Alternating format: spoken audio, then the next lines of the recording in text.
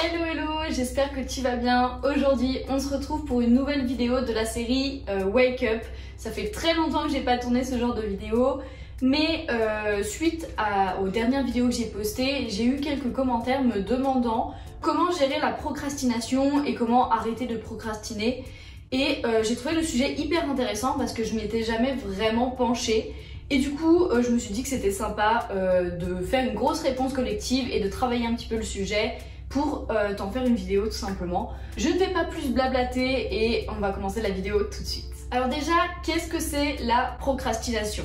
C'est une tendance à systématiquement remettre au lendemain les choses pour au final ne jamais les faire. Ou alors les faire à la toute dernière minute parce qu'on est obligé de les faire. Il y a plusieurs formes de procrastination, donc celle qu'on connaît très bien, où on dit qu'on a encore le temps de faire des choses et on laisse couler jusqu'au moment où on se rend compte qu'on n'a vraiment plus le temps et qu'on est obligé d'y faire. Et il y a aussi la procrastination active. Et alors ça c'est un tout autre problème, c'est une tendance à faire des choses qui sont totalement secondaires pour ne pas avoir à faire une chose importante.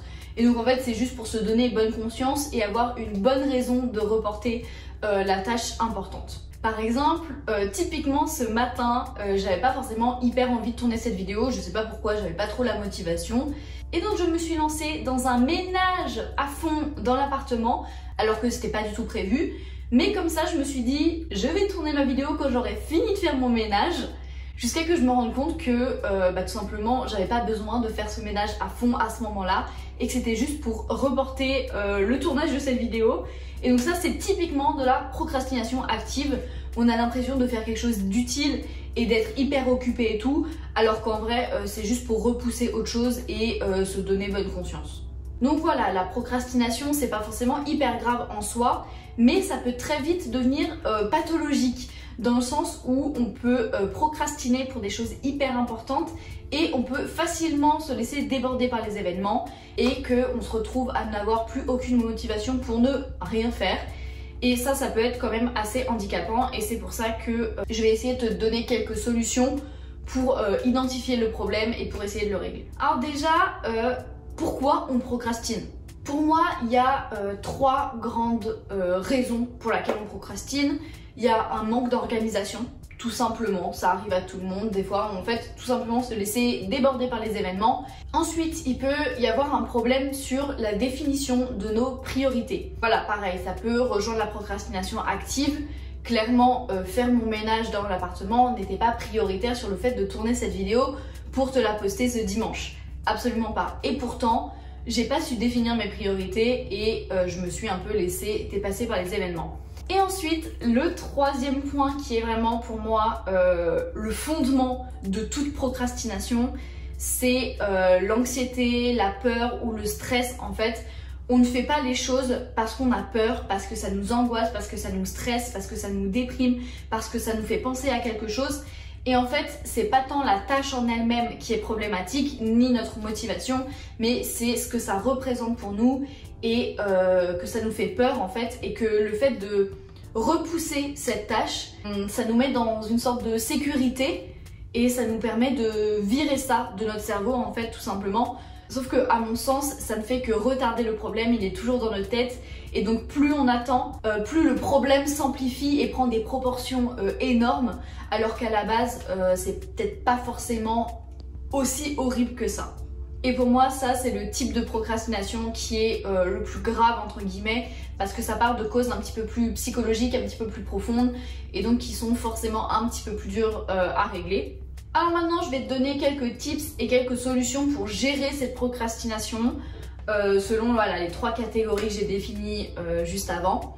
C'est pas des choses qui sont révolutionnaires de ouf. Et je tiens à faire une petite parenthèse sur la procrastination vraiment pathologique, où c'est un véritable handicap dans la vie de tous les jours et souvent qui ont des causes psychologiques. Si c'est le cas, si c'est vraiment lié à de l'anxiété profonde ou à de la dépression ou à par exemple des troubles de l'attention, ce qui arrive souvent, je tiens juste à dire que je ne suis pas du tout qualifiée là-dessus, je ne suis pas psychologue, je ne sais pas gérer ce genre de situation. Ma procrastination est souvent liée à l'anxiété, mais l'anxiété c'est hyper personnel et c'est pas du tout la même selon les personnes. Donc je ne peux pas vraiment vous donner de tips là-dessus parce que c'est pas du tout de mon ressort. Si c'est ton cas, je te conseille quand même d'aller consulter un médecin, un psychologue ou quoi que ce soit pour t'aider à avancer là-dedans. Mais voilà, je pourrais rien te donner de vraiment efficace dans cette vidéo. Alors, en ce qui concerne le manque d'organisation, eh ben, la solution est toute trouvée. Il faut faire des to-do list et se faire une réelle organisation, une réelle planification de ses tâches. Donc ça va permettre souvent d'y voir plus clair et du coup d'être mieux organisé. Et au final, la procrastination va disparaître parce que tu n'auras plus à réfléchir à il faut que je fasse ci avant de faire ça, il faut que je fasse ça et tout. Tout va être planifié, tout va être en ordre. Donc tu n'auras plus à réfléchir et tu auras juste à faire ce que tu as à faire et ça va couler tout seul. Pour ça, je te réfère à un de mes anciens épisodes de Wake Up sur l'organisation où je t'explique plein de petits tips et plein de choses pour t'organiser. Donc n'hésite pas à aller voir. En ce qui concerne le manque de priorité, ça je vais te donner plusieurs choses qui sont plus ou moins difficiles à mettre en place. La première chose qui est hyper facile à mettre en place, c'est se définir des échéances. Une fois que la tâche que tu as à faire a une échéance, a une fin, eh bien tu sais tout de suite lesquelles sont prioritaires. Si par exemple tu as un devoir à rendre pour dans 3 semaines et à côté que tu as un dossier à rendre pour dans 1 semaine, clairement ça va être le dossier qui va être prioritaire. Il n'y a plus de questions à se poser.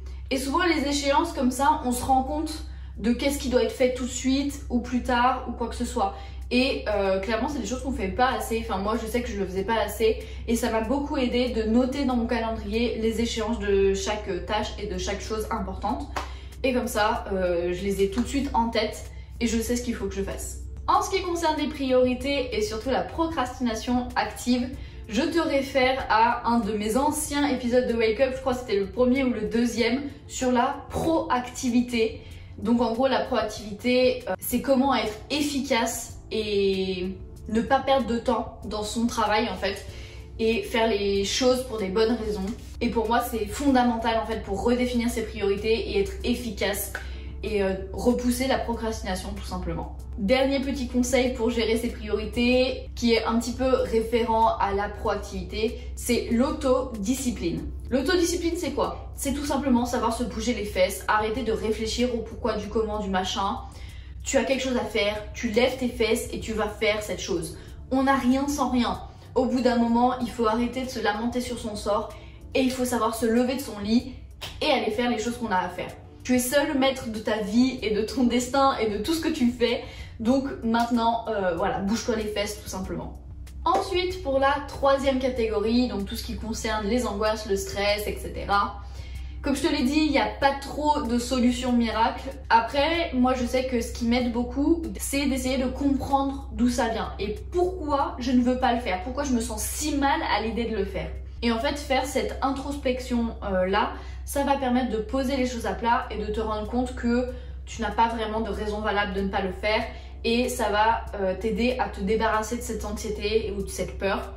C'est pas forcément magique, mais en tout cas ça peut t'aider. Essayer de poser les choses à plat et voilà, de comprendre pourquoi ça t'angoisse. Donc voilà, il n'y a vraiment pas de solution miracle de fou, c'est comme tout, c'est comme quand on veut se remettre au sport ou manger mieux.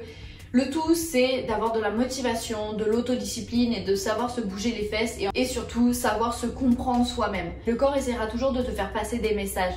Si tu te sens hyper mal à l'idée de faire quelque chose, c'est peut-être qu'il y a quelque chose derrière et qu'il faut réussir à le comprendre aussi. C'est à toi de faire les démarches pour mieux te comprendre et pour voilà, trouver des solutions qui te conviennent à toi. Après voilà, je t'ai donné quelques pistes qui pourront sûrement t'aider, mais c'est à toi de faire le travail sur toi-même pour régler ton problème de procrastination. Je te mets quelques vidéos en barre d'infos qui traitent de la procrastination ou de la proactivité ou de l'autodiscipline que j'ai trouvé hyper intéressantes, notamment quelques vidéos de Sleeping Beauty et de David Laroche qui est hyper intéressant. Ce mec c'est un puits de connaissances et un puits de motivation psychologique, c'est incroyable. Donc voilà, je t'invite à aller jeter un œil sur les liens en barre d'infos. Mais voilà, je pense que j'ai fait le tour de la question. Je pense que je t'ai donné assez de pistes pour que tu puisses régler ton problème et que tu puisses t'en sortir et prendre en main ta vie.